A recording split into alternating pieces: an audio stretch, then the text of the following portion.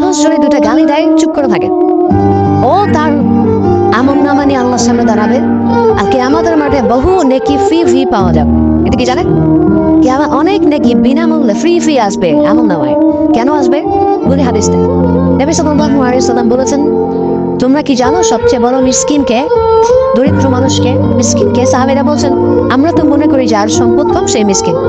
নবীজি বলছেন, না, প্রকৃত মিসকিন সে ব্যক্তি নয়। প্রকৃত মিসকিন সে ব্যক্তি যে কিয়ামতের মাঠে উঠবে উহুদ পাহাড়ের সমান নেকি নিয়ে উঠবে। উহুদ পাহাড় দেখেছেন তো? বিশাল পাহাড়। উহুদ পাহাড়ের সমান নেকি নিয়ে উঠবে, নামাজের নেকি, যাকাতের নেকি, হজের নেকি, ওমরার নেকি, বিভিন্ন নেকি। কিন্তু দেখবে সামনে বহু মানুষ দাঁড়িয়ে আছে। কেন দাঁড়িয়ে আছে? কারো কাছ থেকে টাকা নিয়েছে, টাকা শোধ করে নাই, কাউকে গালি দিয়েছে, কাউকে অন্যায়ভাবে অপবাদ দিয়েছে, কাউকে আঘাত করেছে, কারো উপর জুলুম করেছে ইত্যাদি বিভিন্ন রকম মানুষের সাথে জড়িত পাপ ছিল।